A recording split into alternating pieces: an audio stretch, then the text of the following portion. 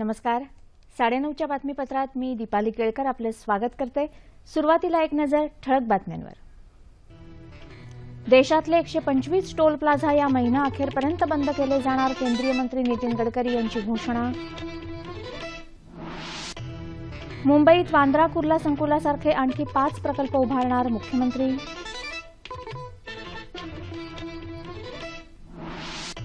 वैद्यकीय क्षेत्रातल्या संशोधनाला प्रोत्साहन देण्यासाठी विशेष निधीची तरतूद करण्याची गिरीश बापट यांची ग्वाही. आणि शानदार सोहळ्यानं विश्वचषक क्रिकेट स्पर्धेचं उद्घाटन. क्रिकेट रसिकांची नजर आता प्रत्यक्ष सामन्यांकडे. आणि आता सविस्तर वृत्त. देशातले 125 टोल प्लाझा या महिना अखेरपर्यंत बंद केले जातील असं केंद्रीय रस्ते वाहतूक मंत्री नितीन गडकरी यांनी सांगितलं. 50 कोटी रुपयांपेक्षा कमी गुंतवणूक असलेले प्रस्तावित रस्ते टोलमुक्त केले जातील असा निर्णय झाल्याचंही त्यांनी सांगितलं. छोटे छोटे प्रोजेक्ट पर टोल कैंसिल कर दिया और 100 करोड़ के नीचे जितने प्रोजेक्ट्स हैं वो पीपीपी मॉडल में उनके पैसे हम वापस करेंगे, हम सरकार से जमा करेंगे और मेरे अंदाज से करीब 125 जगह पर देश पर इसी महीने के एंड के पहले हम लोग टोल रद्द कर देंगे. 65 रस्त्यांवरची टोल वसुली याआधीच थांबवण्यात आली आहे असं ते म्हणाले. देशभर राबवण्यात येणाऱ्या ई टोल वसुली पद्धतीमुळे सुमारे 88,000 कोटी रुपयांची बचत होऊ शकेल. तसंच टोल प्लाझावरच्या प्रतीक्षा रांगा कमी होऊ शकतील असा निर्वाळा त्यांनी दिला. मुंबई दिल्ली महामार्गावरच्या 350 पैकी 140 टोल नाक्यांवर ई वसुली पद्धत राबवली जात असल्याची माहितीही त्यांनी दिली. मुंबईसह महाराष्ट्राचा सर्वंकष विकास साधण्यासाठी राज्य सरकार मुंबईला जागतिक आर्थिक केंद्र बनवणार असून त्यासाठी वांद्रा कुर्ला संकुलासारखे आणखी 5 प्रकल्प उभारणार आहे. मुख्यमंत्री देवेंद्र फडणवीस यांनी आज मुंबईत एका कार्यक्रमात ही माहिती दिली. मुंबईत इमारती आणि उद्योग उभारणीसाठी योग्य जागा उपलब्ध करून देण्याचा शासनाचा प्रयत्न असल्याचं त्यांनी सांगितलं. मुंबई आणि नवी मुंबईला जोडणाऱ्या ट्रान्स हार्बर लिंकची निर्मिती करण्याची योजना शासनाच्या विचाराधीन आहे असंही मुख्यमंत्री म्हणाले. उद्योगांना पायाभूत सुविधा देण्यावर भर दिला जात असून भिवंडीजवळ लॉजिस्टिक हब उभारण्यात येईल असं फडणवीस यांनी फिक्कीतर्फे आयोजित एका परिषदेत सांगितलं. परवानग्यांची संख्या कमी करण्याबरोबरच ई पोर्टलचा वापर तसंच नवी मुंबई विमानतळाच्या कामाला गती देण्यासाठी सरकार प्रयत्नशील असल्याची ग्वाही त्यांनी यावेळी दिली.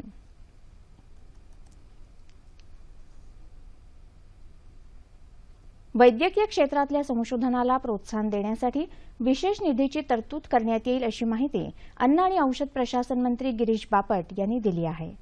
बीजेक वैद्यकीय महाविद्यालयाच्या 41व्या वार्षिक संशोधन परिषदेचं उद्घाटन आज बापट यांनी केलं. त्यावेळी ते बोलत होते. आपल्या देशात अनेक संशोधक आणि वैद्यकीय तज्ज्ञ आहेत. त्यामुळे परदेशातल्या तज्ज्ञांपेक्षा भारतातल्या वैद्यक तज्ज्ञांच्या ज्ञानाचा उपयोग करून घ्या असा सल्ला बापट यांनी दिला. बीजे वैद्यकीय महाविद्यालयाच्या स्मरणिकेचं प्रकाशनही यावेळी करण्यात आलं.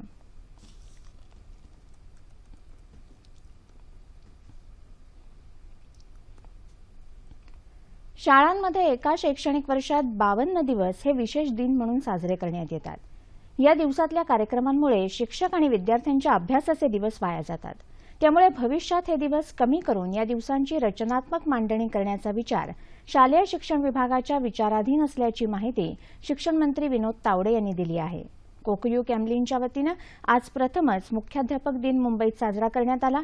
त्यावेळी ते बोलत होते. 10वी आणि 12वीच्या परीक्षेला बसणाऱ्या दृष्टिहीन विद्यार्थ्यांना 11वीचा विद्यार्थी लेखनिक म्हणून देण्याची सुविधा आहे. परंतु हे विद्यार्थी स्वतःच्या अभ्यासात व्यग्र असल्यानं या विशेष विद्यार्थ्यांना लेखनिक उपलब्ध होत नाही. ही समस्या जाणून विद्यार्थ्यांना लेखनिक म्हणून मदत करतील अशा प्रामाणिक व्यक्तींचं एक पथक स्थापन करण्यात यावं असा विचार शालेय शिक्षण विभाग करत असल्याचं तावडे म्हणाले.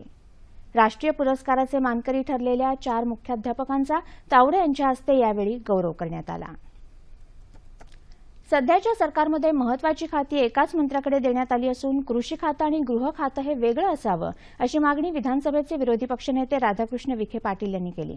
पुणे श्रमिक पत्रकार संघाच्या वतीनं आयोजित करण्यात आलेल्या एका कार्यक्रमात ते बोलत होते. राज्यात काँग्रेस आणि राष्ट्रवादीच्या काही नेत्यांनी व्यक्तिगत महत्वाकांक्षा बाजूला ठेवणं गरजेचं असल्याचं त्यांनी म्हटलं आहे. विरोधी पक्ष म्हणून काम करताना दोन्ही पक्षांनी समन्वयानं काम करण्याची गरजही त्यांनी यावेळी व्यक्त केली. प्रदूषण ही अतिशय गंभीर समस्या असून तिच्या निर्मूलनासाठी विविध पातळ्यांवर प्रयत्न होण्याची आवश्यकता आहे. या संदर्भात विचारमंथन करण्यासाठी सह्याद्री वाहिनीनं पुढाकार घेतला आहे. प्रदूषण आधुनिक युगाला भेडसावणारी एक सर्वव्यापी समस्या. जल प्रदूषण, ध्वनी प्रदूषण, भूमी प्रदूषण, थेट सजीवांच्या आयुष्याला झाकोळून टाकणारी या समस्येचं गांभीर्य, दुष्परिणाम आणि संभाव्य उपायांवर प्रकाशझोत टाकणारी मुलाखत मालिका 11, 12 आणि 13 फेब्रुवारीला रात्री 9:30च्या बातमीपत्रात आपल्या सह्याद्री वाहिनीवर. श्रवणशक्ती ही निसर्गाकडून माणसाला मिळालेली सुंदर देणगी. पण आवाजाचं रूपांतर जेव्हा गोंगाटात होतं तेव्हा ही देणगी शापासमान वाटायला लागते. ध्वनी प्रदूषण जरी अदृश्य असलं तरी त्याचे परिणाम अत्यंत घातक रूपात समोर येतात.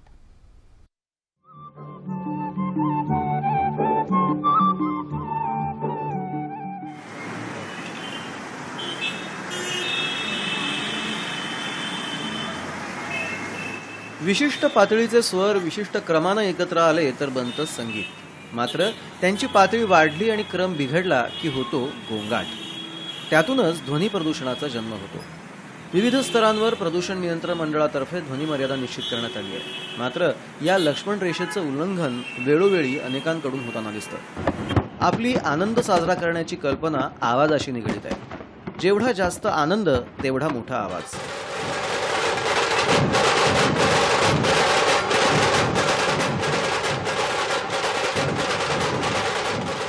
त्यामुळे उत्सवी वातावरण असेल तर ध्वनी प्रदूषण वाढतं.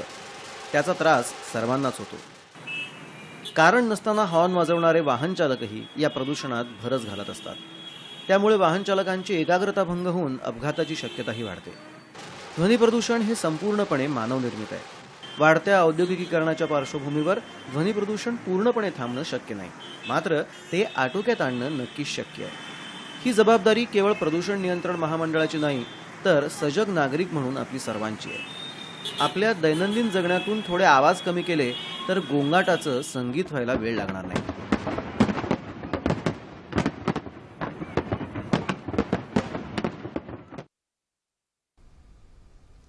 ध्वनी प्रदूषणाचं गांभीर्य आणि संभाव्य उपाय याविषयी चर्चा करण्यासाठी सामाजिक कार्यकर्ते डॉक्टर महेश बेडेकर आज आपल्या स्टुडिओत आले आहेत.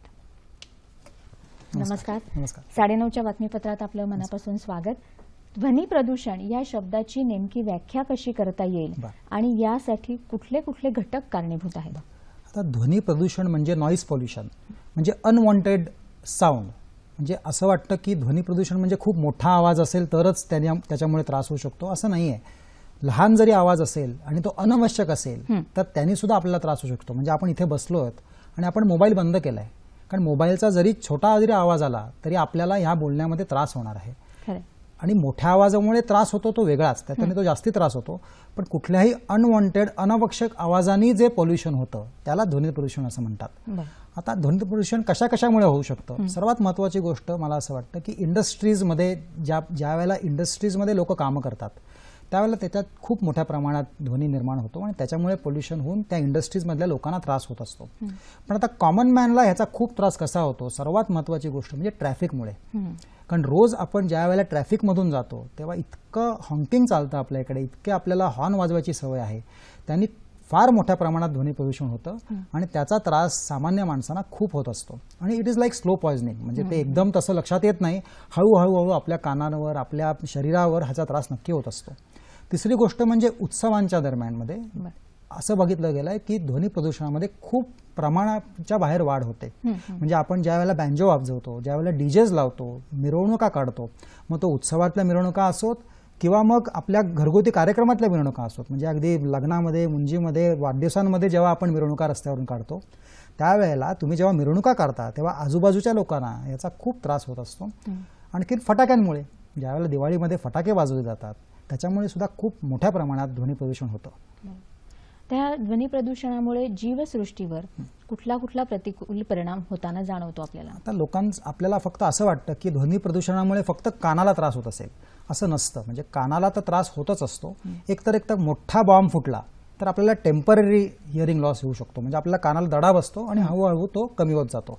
आणि परमनंट हिअरिंग लॉस म्हणजे जर का सारखा आपल्या कानावर आवाज येत राहिला, म्हणजे आपण एका म्हणजे पोलीस ट्रॅफिक सिग्नलवर उभा असेल आणि त्याला सारखा आवाज त्या ट्रॅफिकचा यायला लागला, तर नक्की ह्याचा हळूहळू कानाच्या पडद्यावर त्रास होऊ शकतो. म्हणजे आम्ही एक ठाण्यामध्ये स्टडी केला होता, इंडियन मेडिकल असोसिएशन ठाण्याचा. त्याच्यामध्ये जवळजवळ 40% पोलिसांमध्ये ऐकण्याची क्षमता नॉर्मलपेक्षा कमी दिसून आली. म्हणजे त्यांच्यावर तो सारखा हॉर्न्सचा, ज्या रिक्षांचा आवाज येऊन त्यांच्या ऐकायची क्षमता त्यांची खूप कमी झालेली दिसली. नंतर फक्त कानाचा असं नाही, तुम्हाला जो स्ट्रेस निर्माण होतो एक मोठ्या आवाजामुळे, आपल्याला जर का बोलता आलं नाही तर आपण अजून जोरात बोलू, त्याने जो स्ट्रेस निर्माण होतो.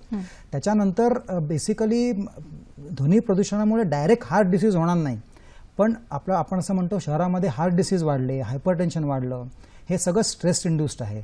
One of the factor is noise pollution. Noise पोल्युशनमुळे जो स्ट्रेस निर्माण होईल त्याच्यामुळे तुमच्या शरीरावर, तुमच्या हृदयावर हा नक्की विपरीत परिणाम होईल आणि ते ॲडिटिव्ह असतं आणि हे प्रिव्हेंटिव्ह आहे. नॉईज पोल्युशन ही गोष्ट अशी प्रिव्हेंटिव्ह आहे. नंतर लहान मुलांना याचा खूप त्रास होत असतो. एस्पेशली जर का वरात गेली आणि आमचं हॉस्पिटल आहे, लहान मुलं अक्षरशः डचकतात, एक दिवसात 2-2 दिवसाची मुलं, त्यांना ह्याचा खूप त्रास होत असतो. दुसरी गोष्ट प्रेग्नंट बायकांना. असा एक स्टडी आहे सायंटिफिक की प्रेग्नन्सीमध्ये जर का इंडियन क्लासिकल म्युझिक त्या बाईला ऐकवलं तर ती बाळं अतिशय शांतपणे किकिंग करतात. आणि जर का तुम्ही रॉक म्युझिक, पॉप म्युझिक ऐकवलं तर त्यांचे अग्रेसिव्ह बिहेवियर असतं फिटसमधलं. प्रेग्नंट बायकांना जी शांतता लागते यांना हा नक्की त्रास होत असतो. हॉस्पिटल्स असतात, ICUs असतात. हॉस्पिटलमध्ये पेशंटला काय लागतं? पेशंटला स्वच्छता लागते आणि शांतता लागते. म्हणून तुम्ही कुठल्याही हॉस्पिटलमध्ये गेलात तर एक फोटो असतो सिस्टरचा की शांत राहा म्हणून. आता अशा लोकांना ह्याचा लहान मुलं असतात, अभ्यास करणारी माणसं असतात, त्यांना खूप त्रास होतो. म्हाताऱ्या कोत्र्यांना त्रास असतो. म्हणजे स्ट्रेस इंड्यूस इतक्या गोष्टी नॉईज पोल्युशनशी निगडीत आहेत. आणि मला असं वाटतं या सगळ्या प्रिव्हेंटिव्ह गोष्टी आहेत. नॉईज पोल्युशन ही अशी गोष्ट आहे की ही आत्ता आपण निर्माण केलेली गोष्ट आहे, ती अशी पूर्वीपासून नव्हती. म्हणजे ट्रॅफिकचा तुम्ही जर का उदाहरण घेतलं तर पहिली गोष्ट, तुम्ही पाश्चात्य देशात गेलात तर तिथे आपल्यापेक्षा दुपटीने गाड्या आहेत, आपल्यापेक्षा दुपटीने ट्रॅफिक जाम होतो. तुम्ही लंडनला जा, न्यूयॉर्कला जा, सिंगापूरला जा, पण सर्वात पहिली गोष्ट तिकडे गेल्यावर आढळते की तिथे कोणीही हॉर्न वाजवत नाही. कितीही ट्रॅफिक जाम जरी झाला, 3-3, 4-4 तास रांगेत उभं राहायला लागतं, पण तिथे हॉर्न वाजवला जात नाही. किंबहुना हॉर्न वाजवणं म्हणजे तिथे शिवी दिल्यासारखं वाटतं.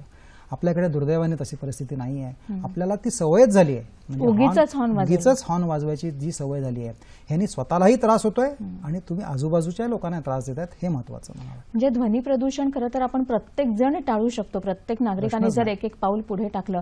कारण हे निर्माण झालंय, तुम्ही आता म्हणाला ते निर्माण झालंय, ते आपल्यामुळेच निर्माण झालेलं आहे.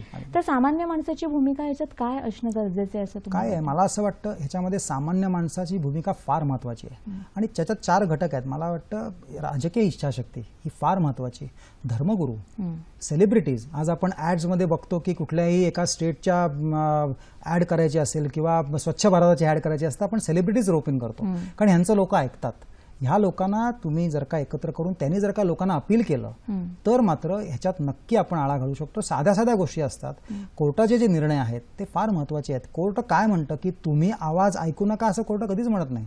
तुम्ही किती आवाज ऐकावा असं म्हणतो की 70 डेसिबलच्या वरती आवाज जास्ती आपण ऐकला तर त्रास होईल. आणि 4 झोन्स तयार केलेले आहेत. एक तर इंडस्ट्रीयल झोन, तिथे किती आवाज असावा, कॉमर्शियल झोन, नंतर रेसिडेन्शियल झोन आणि सायलेंट झोन. सायलेंट झोन म्हणजे हॉस्पिटल्स, शाळा, कॉलेजेस, धार्मिक स्थळं, कोर्ट ह्याच्या आजूबाजूला 100 मीटर लाऊडस्पीकर वगैरे तुम्ही लावू शकत नाही आणि तिथे मिनिमम आवाज असावा. पण कोर्ट काय म्हणतं की तुम्ही एका बंदिस्त जागेमध्ये तुम्ही वाटेल तेवढा आवाज करा, कारण तो तुम्ही स्वतःहून ओढून घेतलेला आहे. तुम्ही एका पबमध्ये गेलात किंवा तुम्ही एका बंदिस्त जागेमध्ये मोठ्याने आवाज लावलात, कोणी कोर्ट अडवायला येणार नाही. तुम्ही अगदी 200 डेसिबल ऐकलं तरी चालेल. पण तुम्ही ज्या वेळेला कुठेही सार्वजनिक ठिकाणी आवाज करता तेव्हा तुम्ही आवाज ऐकताच आहात, पण तुमच्यामुळे आजूबाजूच्या लोकांना त्रास होतोय, हे फार महत्वाचं आहे. म्हणून लोकांनी काय विचार केला पाहिजे की आपण कुठलेही जेव्हा सण साजरा करू, उत्सव साजरा करू, कुठलीही मिरवणुका काढू, तेव्हा तुम्ही 40 जण मिरवणुकीत जाताय, पण तुमच्या 40 जणांमुळे तुम्ही जो आवाज निर्माण करताय, म्हणजे जाण्यामुळे नाही, डीजेमुळे किंवा ते बँजोमुळे त्यांनी 4000 लोकांना त्रास होतोय. म्हणून कुठलेही उत्सव साजरा करताना, कुठलेही सण साजरा करताना, कुठल्याही मिरवणुका काढताना किंवा पब्लिक प्लेसेसमध्ये कुठलेही कार्यक्रम करताना ह्याच्या लोकांनीच याचा विचार करायला पाहिजे की आपण स्वतःवर त्रास आपल्याला होतोच आहे, पण आपल्यामुळे माझ्या आनंदासाठी मी आजूबाजूच्या लोकांचा का आनंद, त्यांना जर का ऐकायचं नाही, आजूबाजूला म्हातारे कोतारे आहेत त्यांना झोपायचं आहे, पण मला आनंद लुटायचा आहे, मला मोठ्याने आवाज करायचा आहे म्हणून त्यांना त्रास होता कामा नये. कोर्टाचा तोच निर्णय आहे, कोर्टाचा हेतू तोच आहे की तुम्ही आनंद आहे, तुमचा तो अधिकार आहे, वाटेल तेवढा आवाज आहे का, पण तुमच्यामुळे आजूबाजूच्या लोकांना नक्की त्रास होता कामा नये. म्हणून प्रत्येक माणसाने जर का ठरवलं की मी हॉर्न वाजवणार नाही, आणि हे शक्य आहे, तुम्ही हॉर्न कारण आपण मी उदाहरण दिलं, पाश्चात्य देशामध्ये दुपटीने ट्रॅफिक आहे. आता संगीत म्हटलं तुम्ही, तर आपलं संगीत अतिशय सुमधुर आहे, त्याच्याला डीजे लागत नाही, आणि पाश्चात्य देशांमध्ये संगीत अतिशय लाऊड आहे, पण तिथे कुठलेही संगीताचे असे त्यांचे कार्यक्रम शहरामध्ये होऊ शकत नाहीत. त्यांनी डेझिग्नेटेड झोन्स केलेत, तिकडे जाऊन तुम्ही तिकीट घेऊन वाटेल तेवढं मोठे म्युझिक आहे का, ते कधीच नाही म्हणत नाहीत. पण रेसिडेन्शियल एरियाजमध्ये किंवा पब्लिक प्लेसेसमध्ये तिथे कुठलेही कार्यक्रम असे होऊ शकत नाहीत. का? कारण तुम्ही कार्यक्रम करताय, तुमच्या आजूबाजूच्या राहत्या लोकांना त्याचा त्रास होता कामा नये. ही सिंपल गोष्ट आहे. म्हणून लोकांनी जर का ठरवलं तर नक्की या गोष्टीवर आपल्याला आळा घालता येईल. म्हणजे तुमच्या आनंदाचा आजूबाजूच्या लोकांना त्रास प्रश्नच होता कामा नाही. नये, हे खूप महत्वाचं ते आहे. फार माणूस की महत्त्वाचं त्याच्यामध्ये आहे खरं तर. ऍब्सोल्युटली. आणि हे जे प्रमाण आहे त्याच्यामध्ये अशिक्षित सुशिक्षित असं काही नाही आहे. काही संबंध म्हणजे नाही. सगळ्या वर्गातली लोक आपल्याला डीजे वाजवताना मोठमोठ्या मला आवाजात विचारलं दिसतात. तर एक जर अशिक्षित लोक ऐकतील तरी, हम्म. पण सुशिक्षित लोक सुद्धा, आपण ज्या वेळेला लग्नामध्ये कुठली वरात काढतो, समोर हॉस्पिटल असेल, लग्नाचा हॉल असेल, आणि अगदी मोठे मोठे हॉल असतात, अगदी लाखो रुपये खर्च केले जातात, समोर हॉस्पिटल आहे, तर तिथे तुम्ही वाजवू शकता का मोठ्याने आवाज? ह्याच्यामध्ये कुठल्या लॉची सुद्धा खरं सांगायची गरज नाही, कारण सगळीकडे नियम आणले की मग ते मोडले जातात, कॉन्फ्रंटेशन येतं. पण जर का हॉस्पिटल समोर आहे, जर का आपण हॉस्पिटल समोर असता, पण गाडी चालवतो कोण चालवतो? तो काय साधा माणूस चालवत नाही. ड्रायव्हर नसेल किंवा आपण स्वतः बसलो तरी असं नाही की हॉर्न वाजवत नाही. आपल्या ड्रायव्हरलाही सांगता येते की हॉर्न वाजवू नकोस. हॉस्पिटल समोर आलं, धार्मिक स्थळ जवळ आलं की कुठेही बाबा रेसिडेन्शियल एरियामध्ये हॉर्न वाजवायचं नाही. ह्याच्यात शिक्षणाचा संबंध नाही. आपल्याला ज्या वाईट सवयी दुर्दैवाने लागलेल्या आहेत त्या नक्की बदलायला लागतील. एक वेळ मला असं वाटतं अशिक्षित माणसं ऐकतील तरी, पण सुशिक्षित माणसांकडून सुद्धा या गोष्टींची जेव्हा पायमळली होते तेव्हा जरा वाईट वाटतं. म्हणून सगळ्या समाजाला बदलायची गरज आहे असं मला वाटतं. आणि जर का ठरवलं लोकांनी तर नक्की आपल्याला 10 नंतर, पूर्वी 10 नंतर 12-12, 2-2, 3-3 वाजेपर्यंत कार्यक्रम चालायचे, पण कोर्टाने निर्णय दिले, लोक ऐकायला लागली, पोलीस अंमलबजावणी करायला लागले, सगळे कार्यक्रम चालू आहेत, पण 10ला बंद होतात. कोर्टाने निर्णय दिले, पहिल्यांदा त्रास झाला, टीका झाली, पण सगळे कार्यक्रमही आपण आनंद त्याचा लुटवू शकतो. आणि 10ला सगळे घरी जातात, कारण 10 नंतर आपल्याला झोपायचं असतं. नॉर्मली 10 नंतर लोक झोपतात. म्हणून लोकांनी ठरवलं तर नक्की या गोष्टी होऊ शकतील असं मला वाटतं. आणि नागरिकांनी तर ठरवायलाच हवं, पण असंही बघण्यात येतं की नियमांची अंमलबजावणी होत नाही तितकीशी. त्यासाठी काय करता येईल? काय माहिती आहे का, नियम आता ह्याच्यात जर का तुम्ही पॉल्युशन कंट्रोल चा जो रेग्युलेशन तुम्ही बघितलं 2000 सालचं, ते एन्व्हायरमेंटल प्रोटेक्शन ऍक्टमध्ये आणलेलं आहे. आणि हे आणणं फार महत्त्वाचं होतं, कारण एन्व्हायरमेंट प्रोटेक्शन ऍक्टमध्ये जर का त्या नियम पाळले नाहीत तर त्याची शिक्षा किती आहे? कमीत कमी 3 ते 5 वर्ष शिक्षा आहे. जर का पोलिसांनी ठरवलं की ज्याचा आवाज मोठा चालू आहे आणि त्यांनी ऐकलेलं नाहीये, एकदा त्यांनी सांगितलं, तर ते त्यांना शिक्षा कशी करू शकतात? जर का एन्व्हायरमेंटल प्रोटेक्शन ऍक्ट खाली जर का त्यांनी शिक्षा केली जी अपेक्षित आहे, तर 1 लाख रुपये दंड आणि 3 ते 5 वर्ष नॉन बेलेबल वॉरंट निघू शकतो. पण दुर्दैवाने हे केलेलं दिसत नाही. ह्याच्यामध्ये खूप राजकीय हस्तक्षेपही असू शकतो. पण काय माहिती आहे का, लोकांनी ऐकलंच जर का नाही तर कोणीतरी खंबीर भूमिका घेतली पाहिजे. हे एकाला जर का झालं तर 10 जण सुधारतात. म्हणजे ते मला असं वाटतं ड्रंक अँड ड्राईव्ह सारखं आहे. जर का पोलिसांनी खंबीर भूमिका घेतली आणि पकडायला लागले तर नक्कीच या गोष्टी सुधारू शकतील. तसंच या ध्वनी प्रदूषणाचं आहे. अंमलबजावणी दुर्दैवाने सगळं लेखी आहे, अतिशय सुंदर लॉज आहेत आणि मी सांगितल्याप्रमाणे हे लोकांच्या हिताचे आहेत. This is related with public health.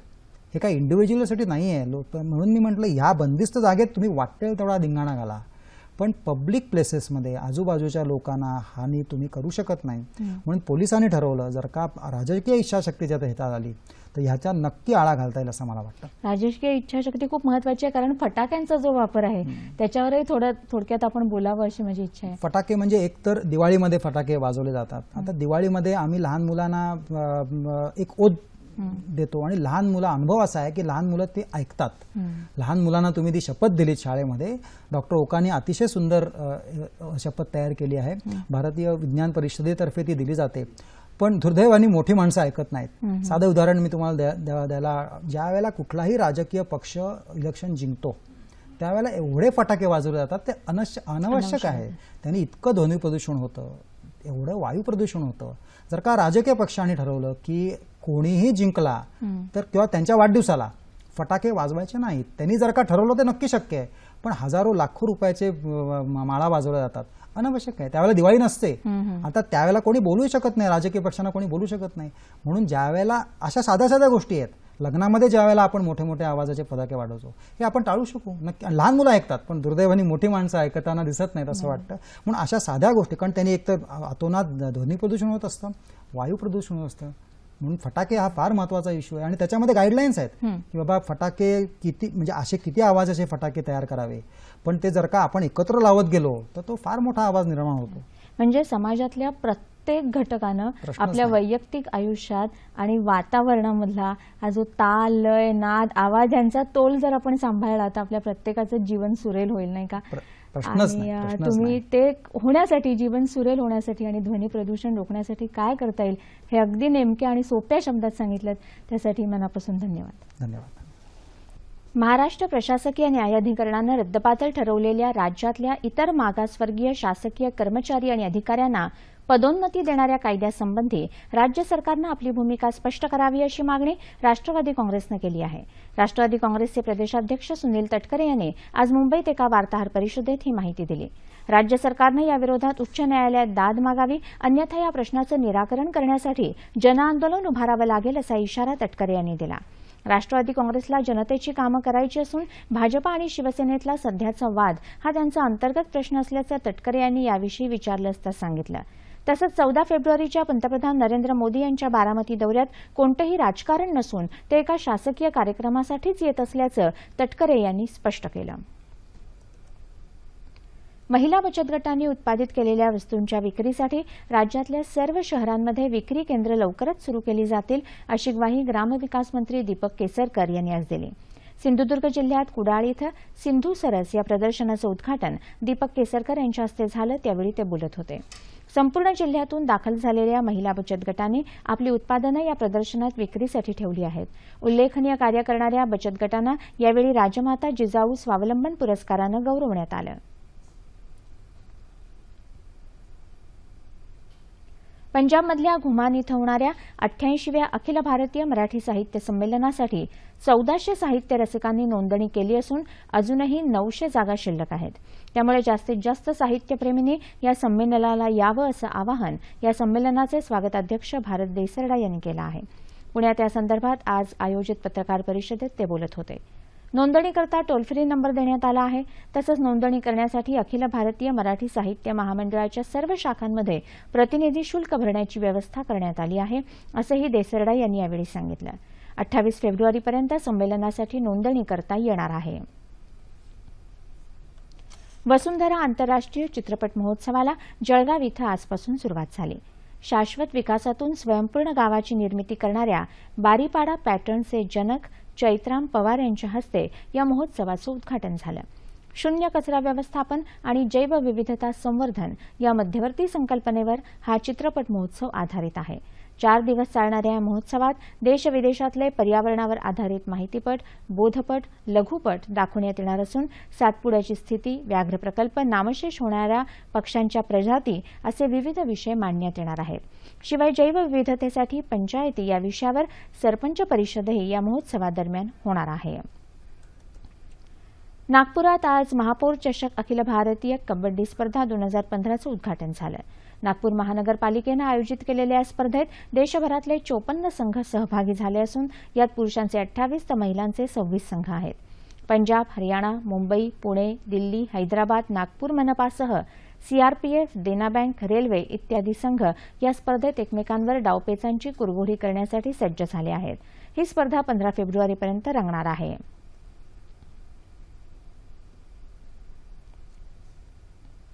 Cricket स्पर्धांचा मानबिंदू असलेल्या विश्वचषक क्रिकेट स्पर्धेचं दिमागदार उद्घाटन आज ऑस्ट्रेलियातल्या मेलबर्न आणि न्यूझीलंडमधल्या ख्राइस्टचर्च इथं झालं. येत्या शनिवारी म्हणजे 14 फेब्रुवारीपासून सुरू होणाऱ्या विश्वचषक क्रिकेट स्पर्धेचं यजमानपद यंदा ऑस्ट्रेलिया आणि न्यूझीलंड संयुक्तरित्या भूषवणार आहेत. स्पर्धेच्या पहिल्याच दिवशी न्यूझीलंड विरुद्ध श्रीलंका आणि ऑस्ट्रेलिया विरुद्ध इंग्लंड असे सामने रंगणार आहेत. तर 15 तारखेला ॲडलेड इथं भारताचा सामना पारंपरिक प्रतिस्पर्धी पाकिस्तानबरोबर होणार आहे. क्रिकेटच्या या भव्य सोहळ्यात क्रीडा रसिकांसाठी 43 दिवसात एकंदर 49 सामन्यांची मेजवानी असून 29 मार्च रोजी मेलबर्न इथं होणाऱ्या अंतिम सामन्यानं या सोहळ्याची सांगता होणार आहे. भारतानं याआधीचा 2011 सालचा विश्वचषक जिंकल्यानं यंदाही तो भारताकडेच राहावा अशी क्रिकेटप्रेमींची अपेक्षा असून सर्वजण विश्वचषकाचा उत्कंठापूर्ण थरार अनुभवायला सज्ज होत आहेत. आणि आता हवामान वृत्त. येत्या 36 तासात उत्तर मध्य महाराष्ट्रात तुरळक ठिकाणी हलक्या स्वरूपाचा तर विदर्भात तुरळक ठिकाणी मेघगर्जनेसह पाऊस पडेल अशी शक्यता हवामान विभागानं वर्तवली आहे. याच काळात उर्वरित राज्यात हवामान कोरडं राहील असा अंदाजही व्यक्त करण्यात आला आहे. आणि आता तापमान अंश सेल्सिअसमध्ये. मुंबई कमाल 33, किमान 17, नागपूर 29 आणि 15, पुणे 31 आणि 13, औरंगाबाद 30 आणि 17, नाशिक 31 आणि 13, कोल्हापूर 32 आणि 18, रत्नागिरी 33, 17, सोलापूर 34, 16 आणि अमरावती कमाल 30 आणि किमान 16 अंश सेल्सिअस. शेवटी ठळक बातम्या पुन्हा एकदा. देशातले 125 टोल प्लाझा या महिना अखेरपर्यंत बंद केले जाणार, केंद्रीय मंत्री नितीन गडकरी यांची घोषणा. मुंबईत वांद्रा कुर्ला संकुलासारखे आणखी 5 प्रकल्प उभारणार मुख्यमंत्री.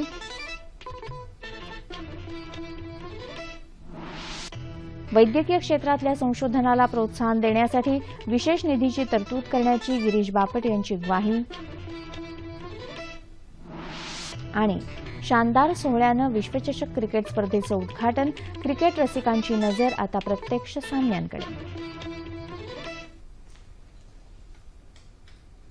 याबरोबरच हे बातमीपत्र संपलं. पुन्हा भेटूया उद्या सकाळी 8:30 वाजता सह्याद्री वाहिनीवर. नमस्कार.